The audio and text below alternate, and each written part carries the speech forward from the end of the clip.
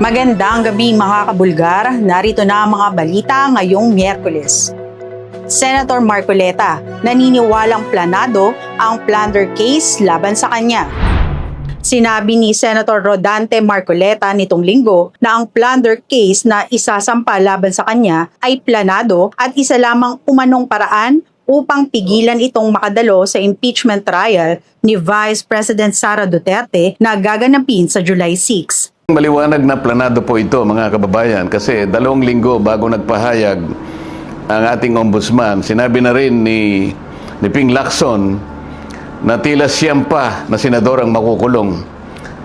Parang alam na niya ang mangyayari. Dagdag ng senador, isa umanong pagpigil sa kanyang tungkulin na isiwalat ang korupsyon sakali mang ito'y arestuhin. Ito ay matapos mag-anunsyo ng Office of the Ombudsman na magsasampa ito ng non-bailable plunder case laban kay Marcoleta, kaugnay sa natanggap nitong 75 million pesos na campaign donations.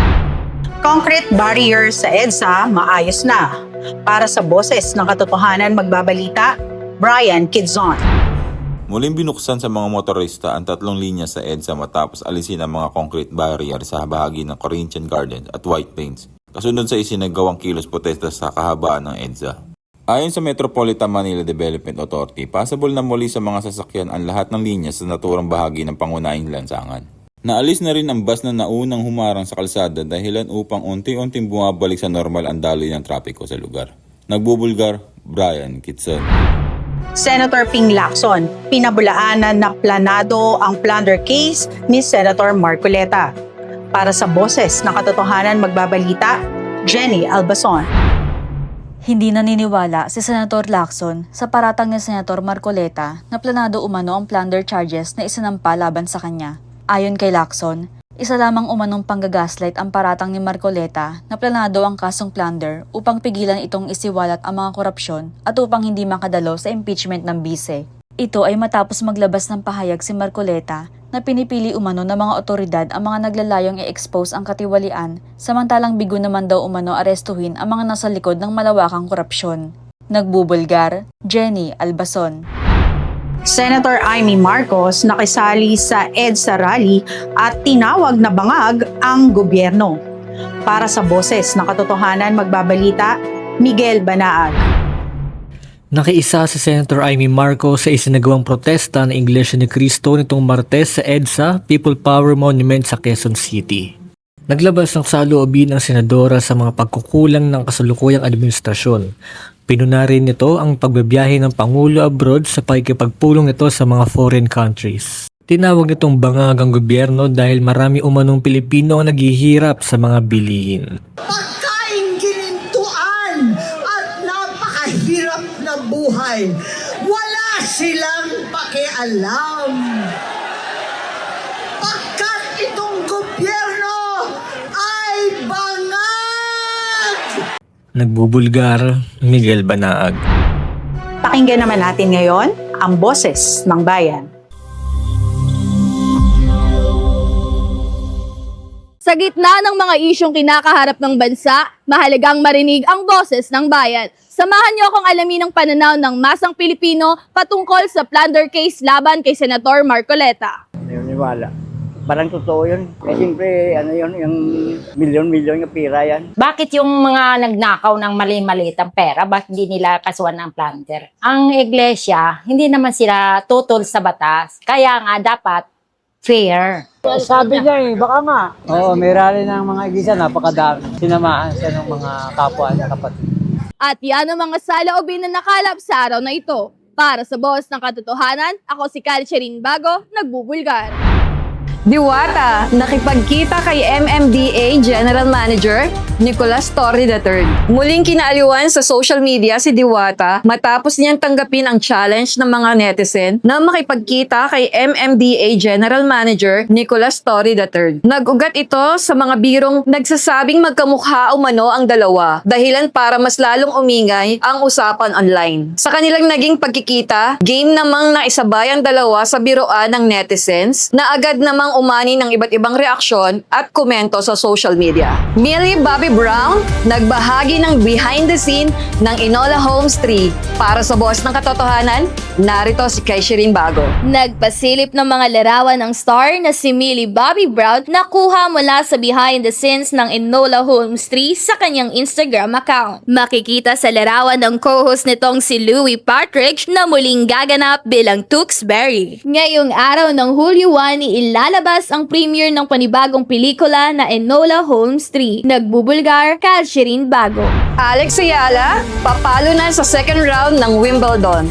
Para sa Boss ng Katotohanan, narito si Janelle Belmonte. Isang makasaysayang panalo ang itinala ng tennis star na si Alex Ayala matapos tumanahin ang pambato ng Mexico na si Renata Zarazua 6-1 at 6-2 sa opening round ng 2026 Wimbledon ngayong Miyerkules. Ito ang kauna-unahang main draw win ng 21 anyos na Pilipina sa prestigyosong grass court tournament at ikalawa lang sa buong kasaysayan ng kanyang Grand Slam career. Agad na dikta ni Ayala ang takbo ng laban at hindi na pinaporma ang kalaban hanggang sa selyuhan ang straight sets victory sa pamamagitan ng isang malakas na forehand winner. Dahil sa panalo, abante na si Ayala sa second round kung saan makakatapat niya si Maya Joint ng Australia bukas. Nagbubulgar, Janelle Belmonte.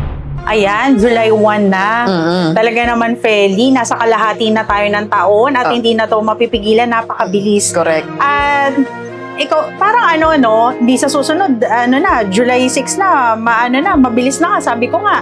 Excited ka ba sa magaganap sa July 6? Excited. Parang, Excited ba ang dapat sabihin doon? Di ba parang mas medyo pa ako? Natatakot ako sa mangyayari kung ano man ang kalalabasan ng mga hearing na magaganap, di ba? para kada araw, ang daming na mga nagaganap, Oo. saka yung mga nalalaman ng taong bayan. Oo. So, Diba? Hindi, ito nga yung kay Senator Marcoleta. Yun nga yung sa plunder case laban sa kanya, sinasabi niya na ito ba is yung parang sinasadya ba ito na ilabas dahil planado. Parang ganun, planado para hindi siya makadalo sa impeachment hearing ni Actually, VP Sara. hindi naman sa against ako kay Senator Marcoleta. Pero syempre, lahat naman talaga pagka ikaw medyo nagkakaroon ng kaso, unang-unang masasabi, planado yan, di ba? So, yun na nga lang, kailangan nilang patunayan talaga na hindi talaga sila yung dapat akusahan or dapat malinis nila yung kanilang mga pangalan. Lalo na, magkakaroon sila ng hearing. So, sana doon pa lang maipalabas na nila na talagang malinis sila. Oo, at saka yung pagtatanggol nila, syempre yung una-una yung reputasyon nila, syempre, bilang senador. Yes. Okay. At saka, yun na nga, marami ring naganap nung mga nakaraan. Dahil nga, di ba, yung sa yung yung INC, di ba, nag-rally rin. Hindi pa yata tapos yan hanggang ngayon Diba? Meron pa rin ba yan? Parang ang alam ko, wala silang permit, pero hanggang ngayon, tingin ko, nandun pa rin yung ibang mga kasamahan nila Pero hopefully, sana, naman, sa madiplomasyang paraan. wala namang nangyaring na Yung mga harassment. sakitan, yun naman ang mas mahalaga.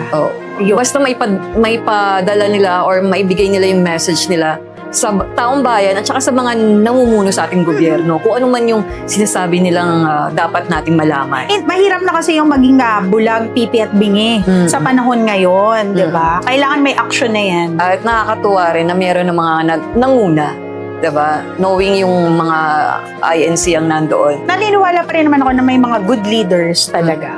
Okay. At yan ang mga boses na nagibabaw sa araw na ito. Ako si Feli Nang at para sa iba pang detalye ng mga balita, tumutok sa aming website www.bulgaronline.com. Maaari rin kayong tumutok sa aming mga social media accounts. Ako si Mitch Maka.